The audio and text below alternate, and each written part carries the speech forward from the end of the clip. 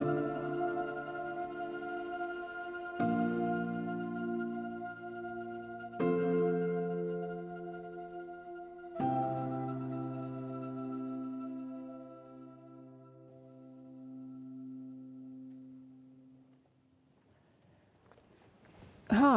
excuse me. Hello, yeah. I've been reading about citizen science and its role in open science, and it's very interesting. Could you tell me more about it? Yeah, of course.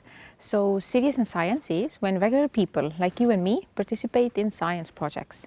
So we could do anything. We could gather data, we could analyze the data that's been gathered, or we can even develop our own projects if there's something that's very interesting for us. So it's pretty much making science open for everyone and gives us all a chance to contribute to solving the issues in our society. That sounds great, and that's something I would love to do also, but I don't know where to start. Is the university library involved somehow? We've actually asked ourselves the same question because university libraries in the Baltics have been very involved in open science for about a decade now. So we offer different support services for university members. We offer data management courses. We offer help with open access publishing and even information literacy courses. So that's also important in open science. However, we haven't really done anything with citizen science so far.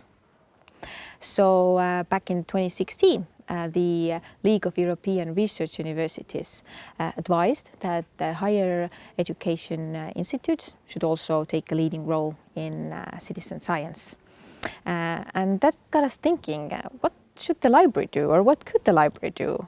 What's our involvement in this? And well, for the past 2 years, come, I'll show you. We have participated in this project called DBox, which is trying to find out what the library's role could be in it. So I'll show you the website here, as you can see. And what exactly did you find out?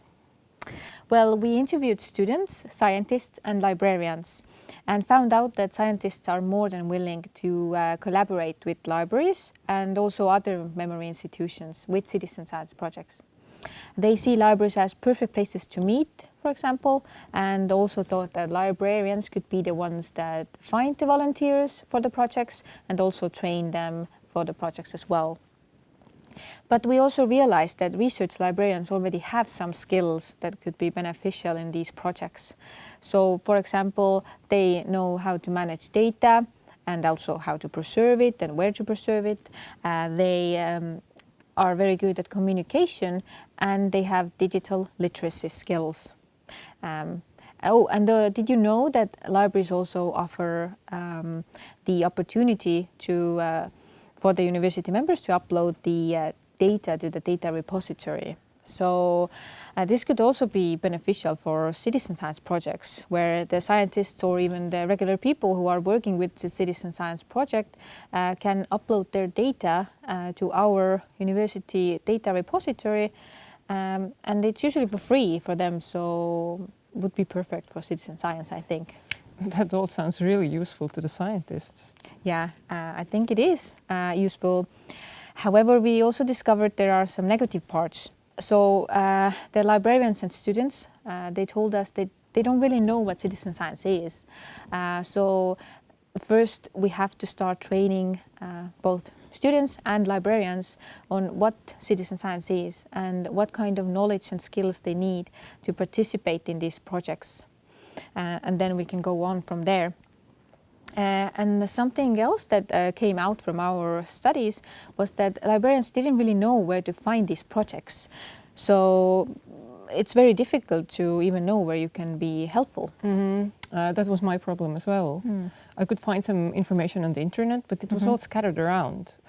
I'd love if there was a website that would gather all the citizen science projects happening in our country. Do you think that's something the university could help you with? Well, the university support is very important here because once they prioritize citizen science, we can hire new staff and we can train the current librarians who are interested in getting involved in citizen science. So from then on, they could be the ones that help the scientists and they can train the volunteers and offer all kinds of services in regards to citizen science, yeah. And how are you planning to do that? Well, first of all, we started with creating a free online course online for librarians where they can learn what citizen science actually is. And then we met with researchers and university staff just to let them know about this project that we're doing in the library, but also ask, what do you need from the library? And do you even need the library? To be honest, that is something that we have to ask, right? They were very supportive, and they suggested that first of all, libraries should start by buying books about citizen science, so the people that come to the library get to know more about citizen science. And then we could also offer some kind of templates for like finding volunteers or like different contracts, basic ones that could be used in citizen science projects. So each project manager doesn't have to start from ground zero every time they start with a project. Oh, and by the way, we've actually started to plan our own project in the library with our collections. So I invite you to definitely take part once we have finished the project kind of mapping out process.